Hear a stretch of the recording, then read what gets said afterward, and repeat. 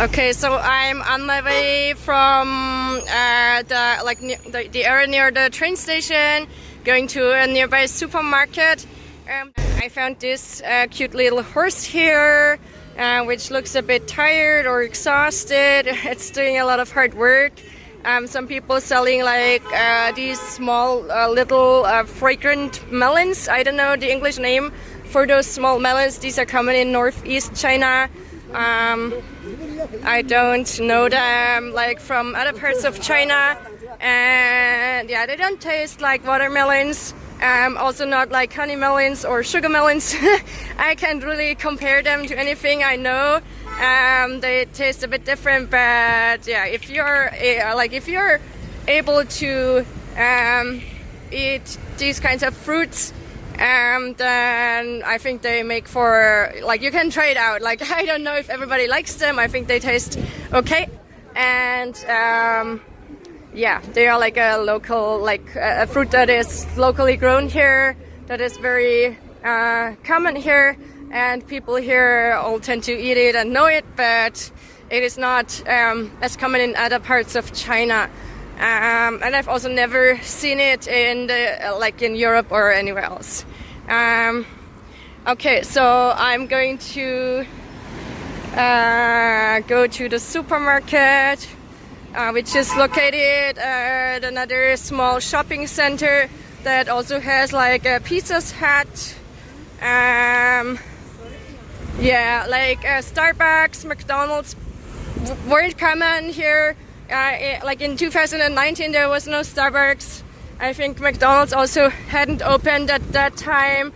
And I don't know about Pizza Hut. There are like a few of those chains, like American chains, that weren't common in the past, which are now like not quite frequent, but like a few of them are like you can find a few of them across town. And yeah, I'm just waiting until I can cross the road. Right now, today they have like an orange blinking light. I'm going to have to go with other people. That's usually the safest option. Yeah, because the lights don't turn red, so you just have to cross whenever you feel like there aren't any cars that are going to run you over. So yeah, traffic is a bit chaotic here. It always depends on the time. It's not as bad as it can be during like rush hour. But yeah, like the safest option when crossing the street is, of course, you should look for yourself if there are any cars. And then the second safest option is to just walk with other people. Of course, we can't always be 100% sure that nobody's going to be like ending up in a traffic accident, which are common in China, but this is always safer than crossing the street all on your own, because drivers are more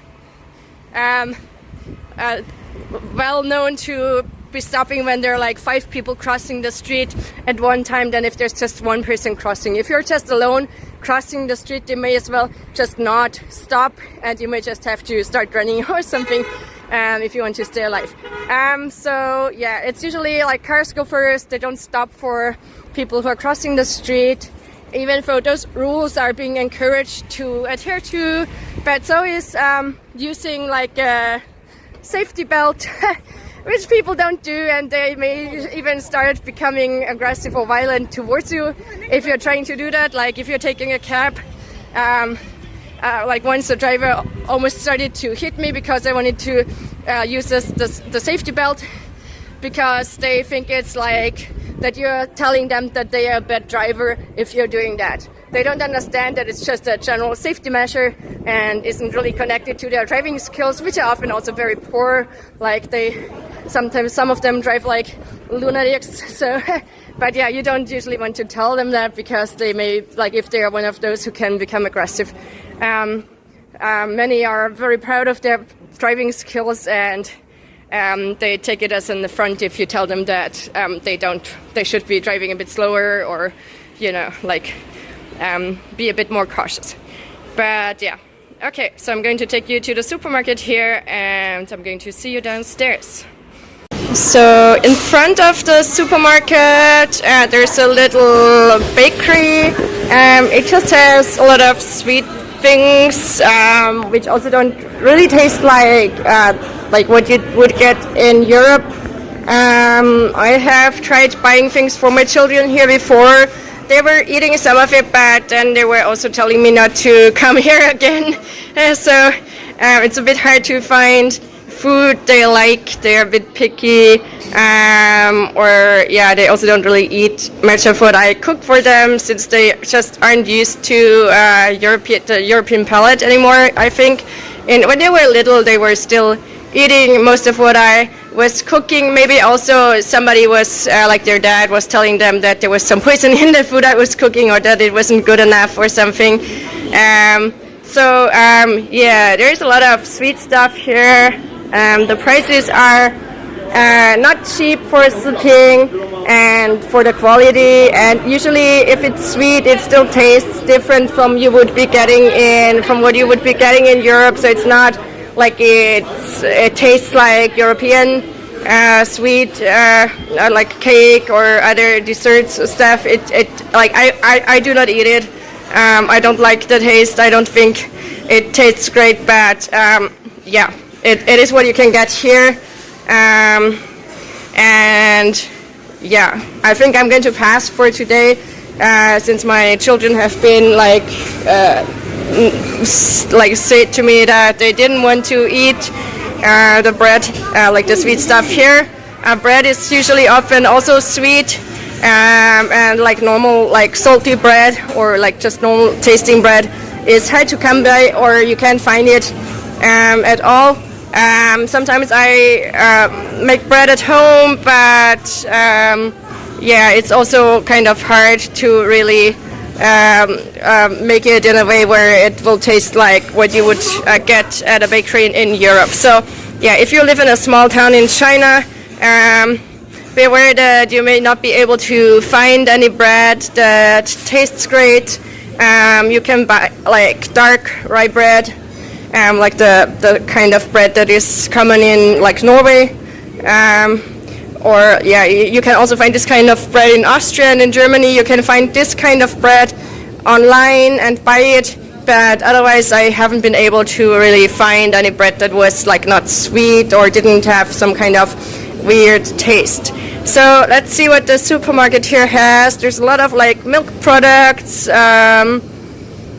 yogurt that also tastes a bit different from what you will find in Austria, coconuts, these are like for drinking, probably shipped from the south, also coconuts, lemons. The lemons here are pretty expensive. The last time I bought lemons, I bought them online. They were shipped to us from Sichuan province, which is quite far away, but also like they arrived kind of still fresh enough.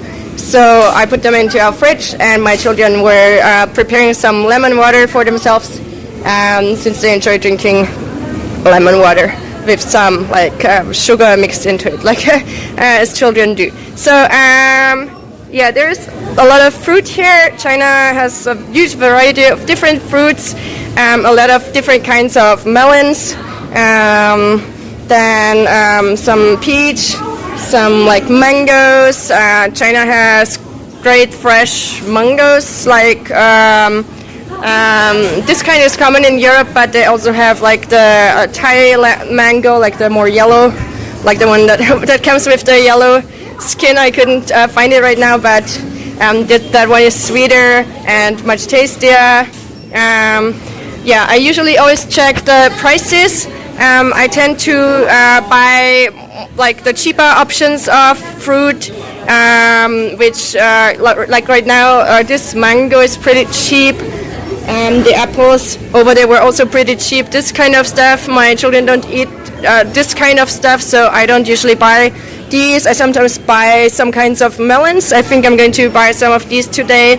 My children need to take fruit with them as a snack to school, so I always buy fresh fruit for when they are needing it. So okay, avocados are, I think, imported maybe, but like most of the fruits are from somewhere within China. Sometimes apples may be imported. I think it doesn't say, like here it says like the place where it's coming from, but there is no word here. So I'm not sure if the number here stands for the place where it was grown, or if these, or if they just forgot to mention it. Here it says that the production place, I don't know what that is called in English, can be found on the packaging. Yeah, like some apples here are being treated like some kind of special fruit, like some kind of godly fruit. You can't get, or like I don't know. It is sometimes really praised, like it is some kind of special thing that you have to have or you have to buy. Particularly like more expensive ones. I always found this funny because apples are like very normal in Austria. They aren't something special. But yeah, sometimes people here also tend to think that if something is expensive, it's better quality, or like better in taste, which is not always the case. I stick to cheaper options. Seasonal fruits are usually cheap enough and fresh and taste just as great in order to save some money. This is an easy way to save money. Sometimes I may make an exception, but usually I just stick to the seasonal options so I can save some money as a sole mother, a mother with single custody of 2. Since we still need to save money, even though a lot of the things you can get in China are cheaper than they would be in Europe, but there are also other costs we have. So all in all, living here isn't like completely cheap. We still have a lot of costs we need to pay, a lot of expenses, and I'm just trying to save where it is easy to do so, where it doesn't affect like my children's health, or yeah. Okay, so there, these are the vegetables they have right now in northeast China. They have a lot of like salads, like a lot of green vegetables, like leafy greens, like different kinds. These can be put into like a hot pot. Some of them can be stir-fried with garlic. If you aren't able to cook Chinese dishes because you haven't learned to, there are easy dishes almost everybody can cook, which are like stir-fried vegetables, where you just add like a little oil, garlic, the vegetables, you then stir-fry them, and then you just add a little salt, and the dish is done. You can add another dish, some rice, and yeah, this way you have like a quick meal. Usually most of the vegetables are also cheap enough, and it is also common in China to find such dishes at restaurants, so you can have something that is similar to a restaurant meal, but cook it at home to make sure it's clean. You don't have to add like Beijing, like glutamate, I don't know what the English name was, but yeah, you can make it healthy, and it may also be cheaper than if you buy it at a restaurant. So there are some like different tofu varieties here. These are like some like harder kinds of tofu. Some eggs